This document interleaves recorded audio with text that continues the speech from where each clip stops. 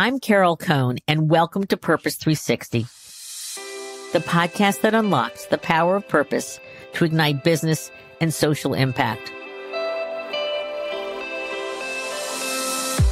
In today's show, we're going to have a conversation with Joe Kenner, CEO of Greyston Bakery, located in Yonkers, New York.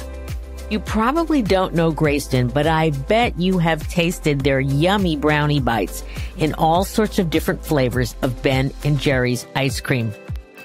The company was founded 41 years ago by Bernie Glassman, who had a vision that could you provide jobs to people to truly help empower and elevate their human potential.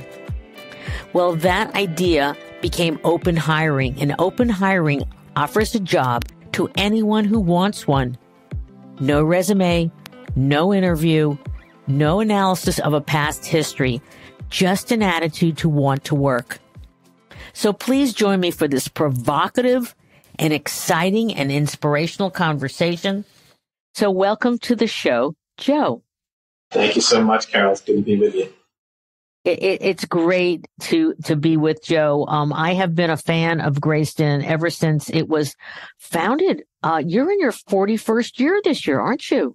It's amazing. 41 years now. It celebrated the 40th last year with a great gala.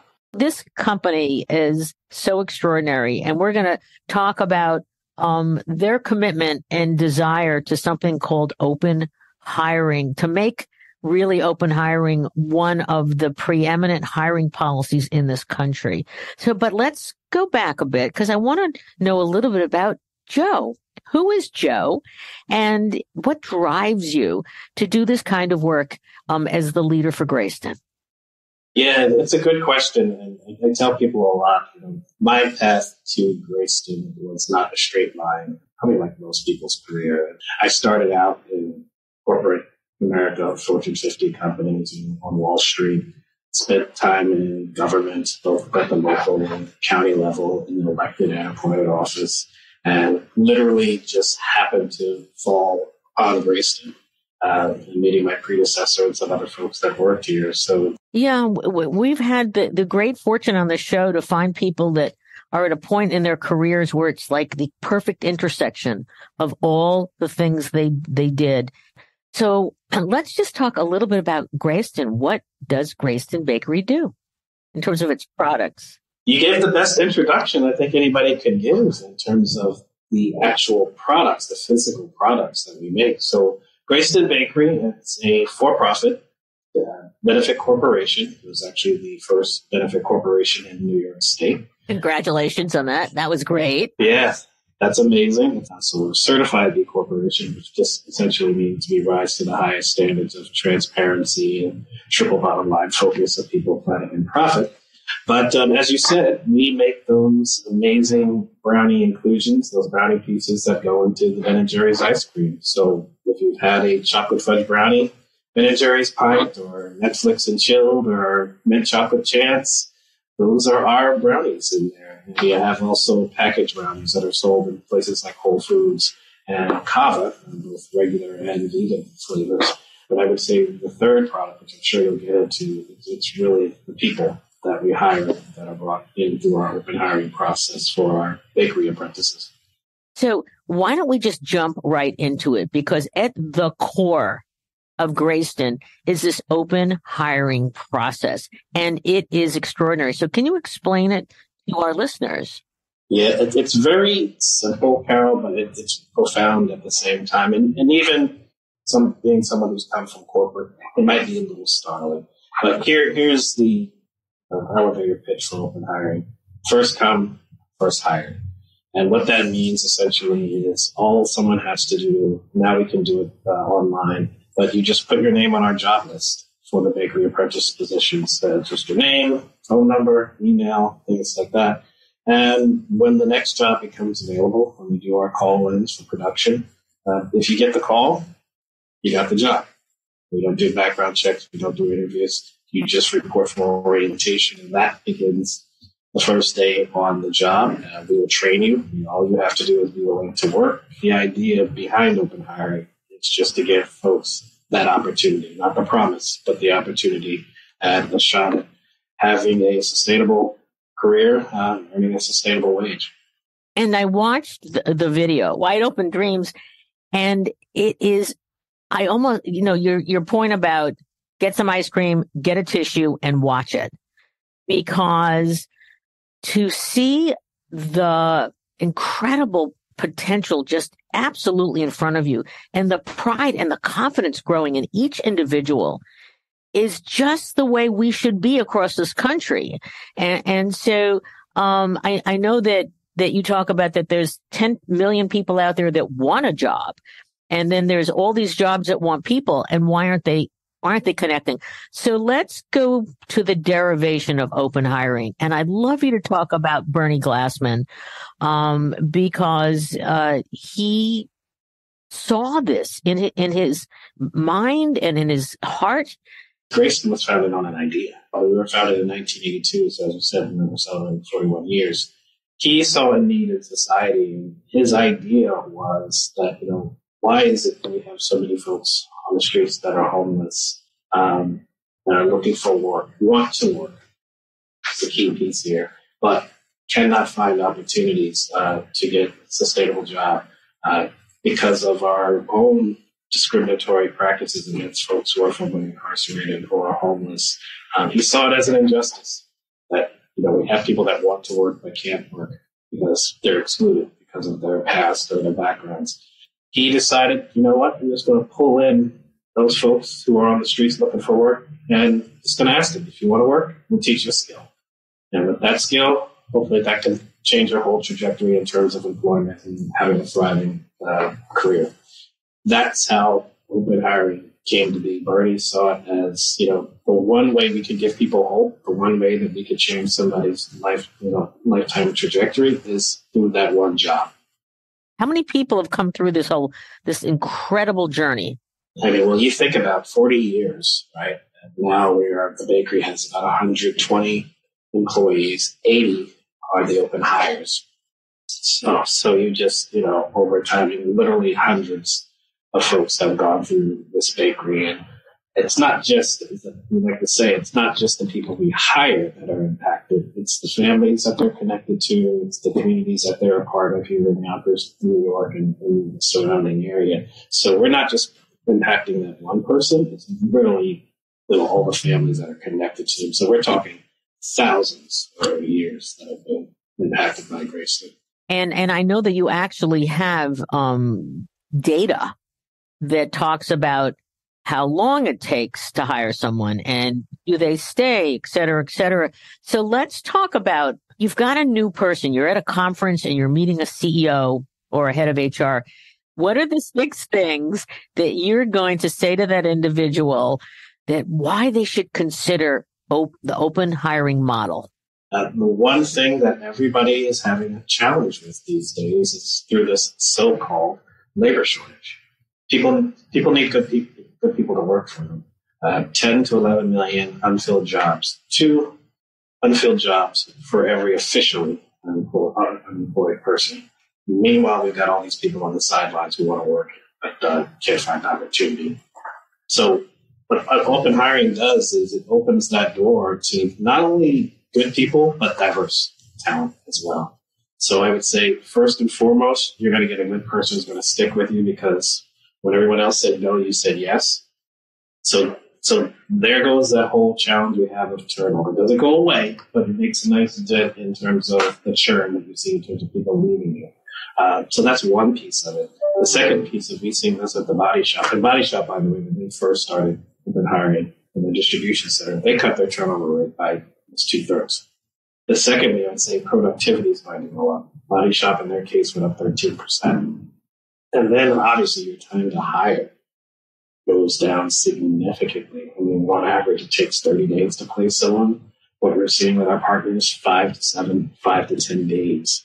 Because of the time spent, the money spent that you used to be keeping people out of your system, now we can reinvest that and bring them in and invest in our people, invest in learning and development education, invest in promotional opportunities, all of those different things that add to an organization.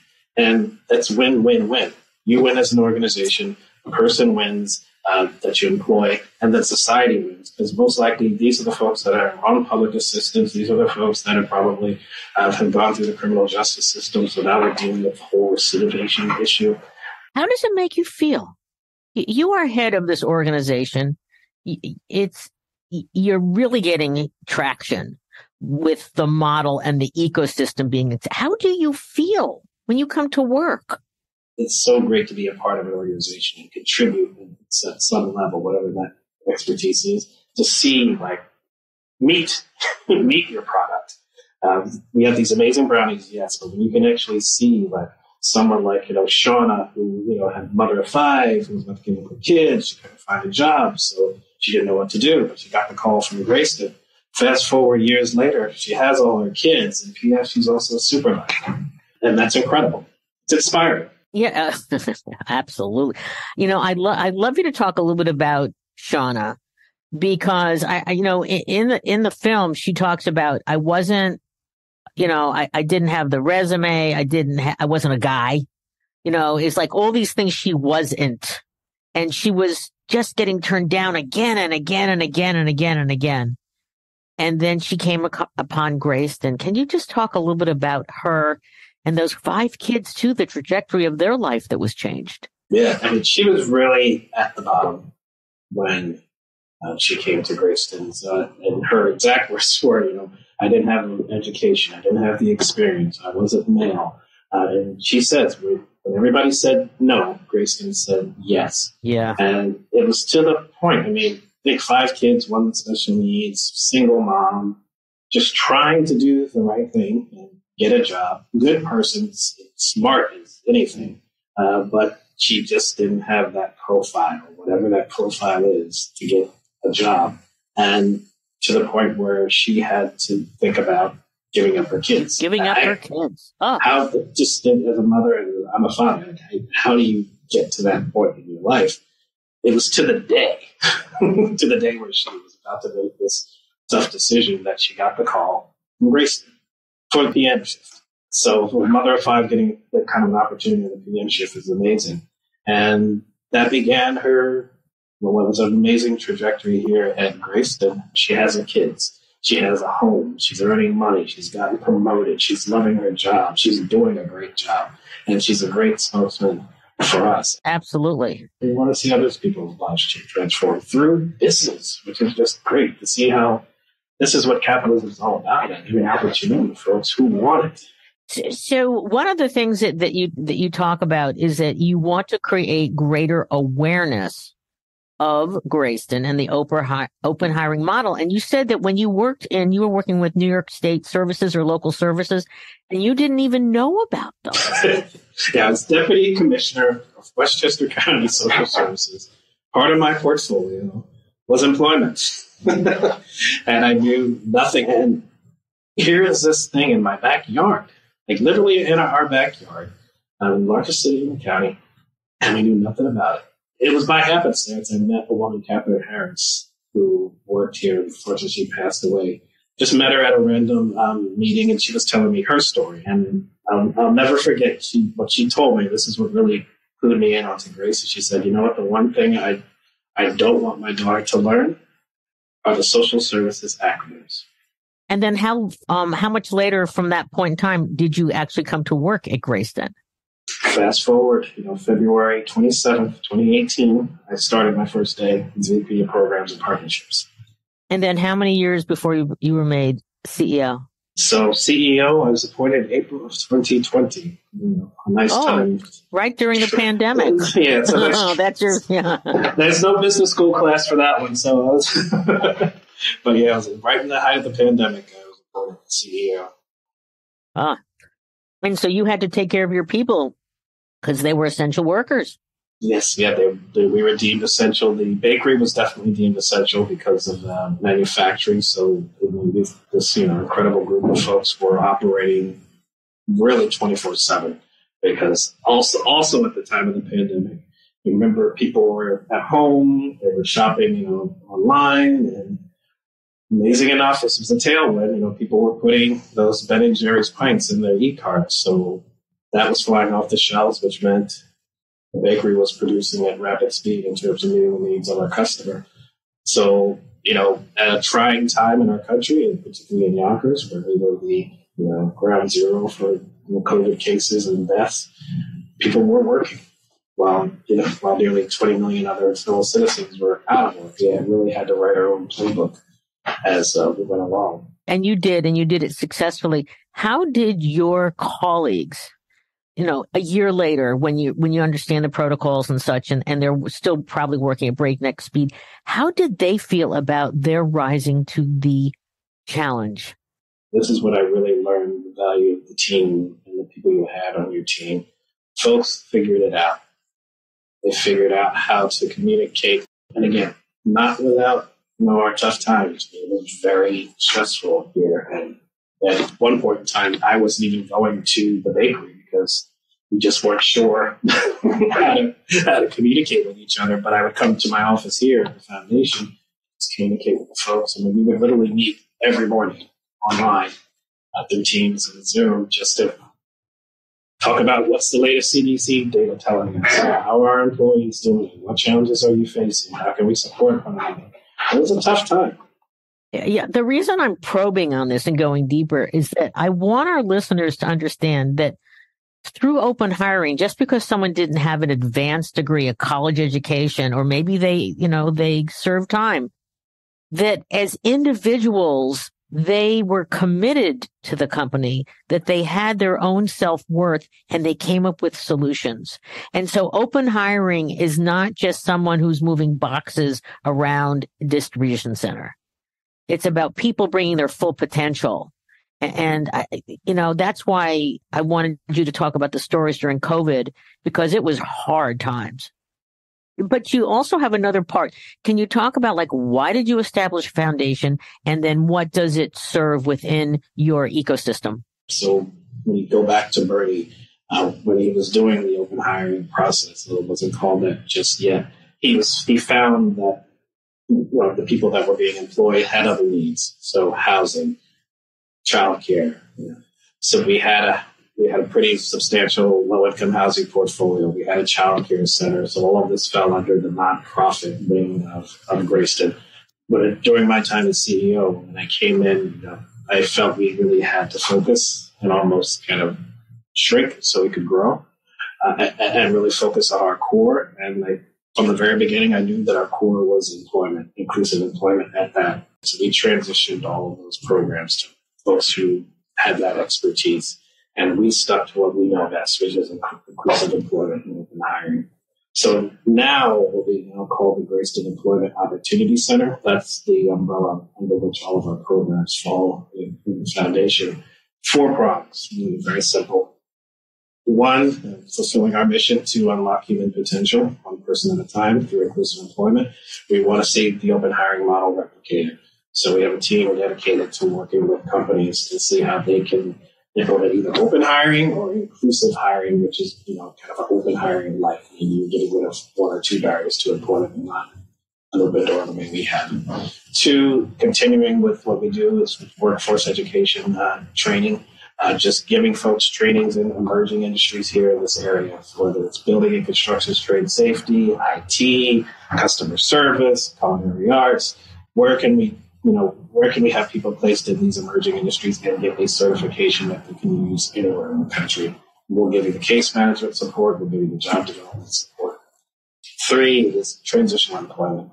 So how do we get folks work ready? We have a program called the Greyston Rangers, which is essentially a program where you beautify the downtown business district and some of the gateways into the city, as well as some of the parks. You do that for 30, 60 days, and then we place you to a full-time job. The whole idea being, how do we get folks, particularly when they're incarcerated and have some barrier to employment, how do we get you just work ready, taking instruction, showing up on time, and we place you into a full-time job. And then the last piece, and we do this at the bakery as well, is social services support. So what are all the things that you need, whether it's transportation, housing? How can we help you find the appropriate resources that helps you stay in your job, stay employed, not have to worry about, whether you have a crisis situation at home or you're about to get evicted or you just need some mental health support. Let us help you figure out what resources you need and who we need to connect you to. So those 4 things are what the foundation is all about. And that's really smart that you have those two arms of Greyston. Let's talk about advancing the open hiring movement. And can you talk a bit about how you're doing that, and especially your relationship with the body shop, and then maybe another partner or two? With so many on the sidelines, we need other businesses to step up and look at how they can. But we need those other companies to really figure out, how do we solve this so-called labor shortage? There's no shortage. There's an outage from the business standpoint in terms of where we look and how we hire. So now it's about the Amazons. It's about the Walmarts. All these other big companies that have distribution centers and these entry-level jobs, or even on the job. How do we open those up in a way that we can bring in those folks who are on the sidelines, that we know will do good work, that we know will be loyal to you, that we know that will increase your productivity. And while we were in Davos, Larry Summers even said, what we really have to focus on the fact that we've got 1 in 8 men between the ages of 25 and 55 who have just dropped out of the labor force. Those men who've dropped out, guess what their profile is like? Person of color, one or more barriers to employment. So I'm curious. Did you've talked about the biggest employers, the Amazons of the world? How are you making progress? I'm definitely making progress with the body shops and the IKEAs of the world. And look, being someone who comes from business and comes from corporate, we need to see that demonstration. So the more we can show to other businesses, and that's what we've been doing, and that's the whole goal of our 2030 vision. We'll show you with the data, and let the data lead you, right? Whether it's turnover, whether it's productivity, whether it's time to hire, a pipeline. It's truly advancing human potential and getting, incredible commitment. And then you also start getting the new ideas and the innovation. So that's incredible. I want you to mention the size. What's the financial size of your vision for 2030? Because it's big. It's a big, bold vision. By 2030, we want to have 40,000 jobs being offered through open hiring or inclusive hiring, which is just open hiring in some form. 40,000 jobs by 2030, I would say conservatively, translates into about $3 billion of economic impact. And that's just 40,000 jobs.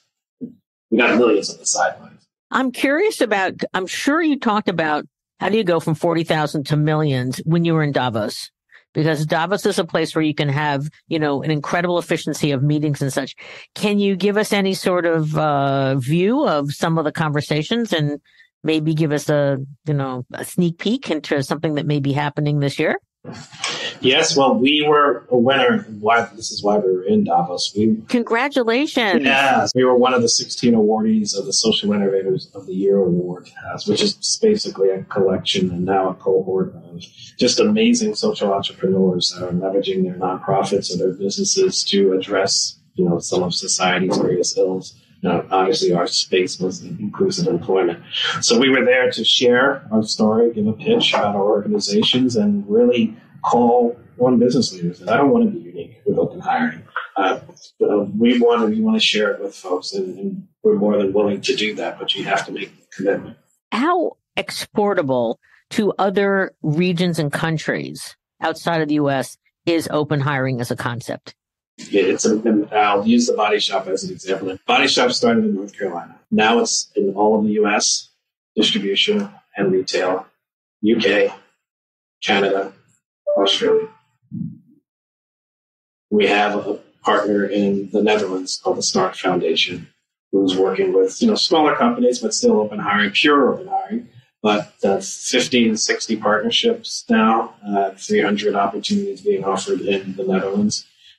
What are the barriers in front of you right now, or the challenges, perhaps?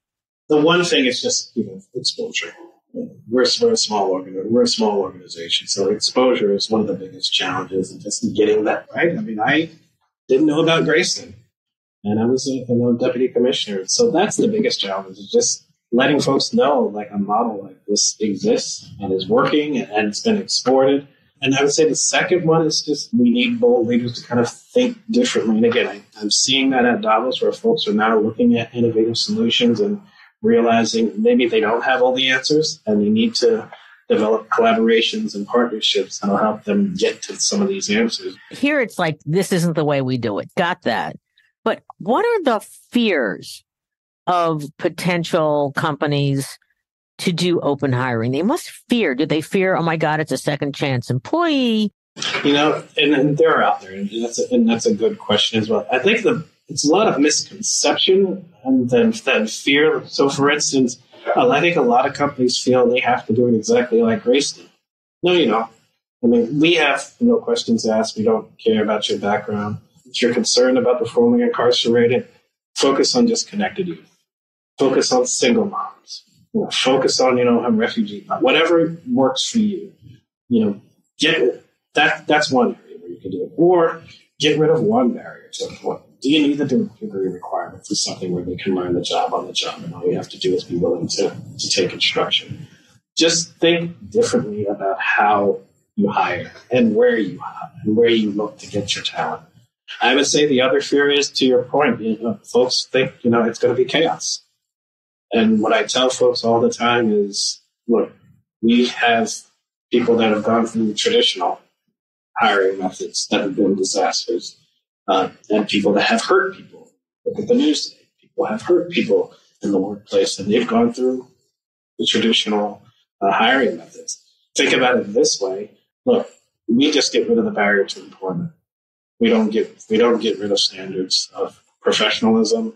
We don't get rid of standards. That's such a key point. No, it really is. And I think that's the assumptions people think, is that, just because we're getting rid of the barrier to employment, we're just going to be lackadaisical about professionalism, about standards, showing up on time. No, it's very clear. We have a point system that we have in place, and the idea is not to give too many points. But if you cannot rise to the challenge of professionalism and goods manufacturing practices, we will part ways. Standards don't go away. We're just getting rid of the barrier to entry. The barrier to entry. And how many people don't cut it? It varies, I would say, because you have people that might leave. Because, again, you don't ask, and folks really don't know sometimes what they're getting into, because it's 12-hour shifts. It's, you're lifting heavy bags of sugar and flour. It's a tough job, so I don't want to downplay that. But folks will leave the first day of orientation like, oh, I don't want to do that. And some folks will leave a couple of months after because, it just wasn't for them. That's the beauty of having a foundation. Because maybe if the bakery doesn't cut it for you, look, we've got these training programs and job development services that can help you. Right. We're unfortunately getting down to the bottom, but I would want you to, we have great listeners. We have listeners from all around the globe. We have C-suite down to, MBA students that truly want to go into the purpose world. What do you want to say to them in terms of helping to accelerate or amplify your movement? What I would say to really any of your listeners, no matter where they are, my mantra is buy, donate, replicate. Buy, okay. Buy, donate, replicate. What I mean by that is, if you go to Greyston.org, you can buy the brownies. That was one thing that we learned during the pandemic. E-commerce really took off, and folks saw our brownies as great corporate gifts, great holiday gifts. Replicate, as we talked about. If you're a business, start with one job, which I would say is the other fear. You don't have to make your whole organization. Just start small with one job. So buy, replicate, and then donate. Support the foundation work, because that's how we provide all the training. That's how we do the replication work in terms of working with the other companies that we work with. That's how we get other people that have barriers to employment trained and employed, providing the social services support. So if you can do all three, that's great too. But at the end of the day, doing one of those three helps advance our mission to unlock human potential through inclusive employment. And how about companies that are, okay, I'm I don't know, $10 million company, whatever. I'm maybe New York based. I really want to try this. What do they do next? Yeah, reach out to our team. Go to info@greyston.org. And we have a whole team, which is a part of our Greyston Employment Opportunity Center, that would love to work with you and start you on the journey and make you a part of this movement. That's super. So I always give the last words to my guest. You are just someone that when I come to New York, I want to come see you. So hopefully I can. I mean, I'm an ex-New Yorker. I grew up in New York, grew up on Long Island. There'll be a box of brownies for you. Oh my God. Yeah. My brain will love it. My heart will love it. My hips will. So, what are your final words in this wonderful conversation? I would say for folks, just take the first step, go to Greyston.org and just find that one job, and we can help you do it. And Greyston.org, sign up for our newsletter, reach out to us at info@Greyston.org, and let's get started on this journey together. That's super. So Joseph Kenner, I mean, I think, gosh, the right person at the right place, the right time, with incredible humility and ability. And, I totally believe that you will advance this movement to get to the 3,040,000, but you're not going to go to 40,000. You're going to go to 100,000. You're going to go to 1 million. You're going to change the face of hiring in this country. And I will be honored to say I interviewed you in 2023, and I knew this guy when he is just, he's changed the face for humanity. Exactly. And we'll do it together. So thank you so much for being on the show. Keep up the great work and unleashing the potential of people. I couldn't think of anything, better to do in a job, a vocation, and with your heart. Yeah, thank you, Carol.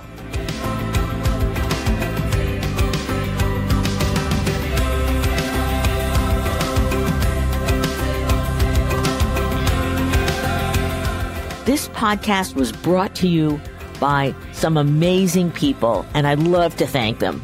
Ann Hundertmark and Kristen Kenny at Carol Cohn on Purpose, Pete Wright and Andy Nelson, our crack production team at True Story FM, and you, our listener.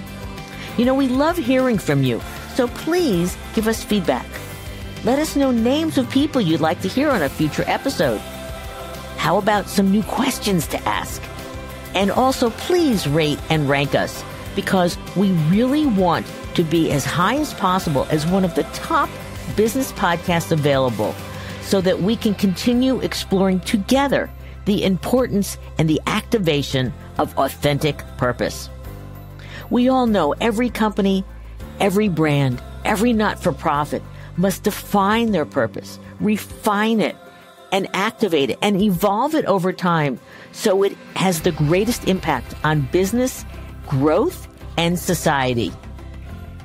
And by listening to these episodes and sharing them with your colleagues and talking about them, I want to inspire you to have an amazing answer to this question: what is the power of your purpose? Thanks so much for listening.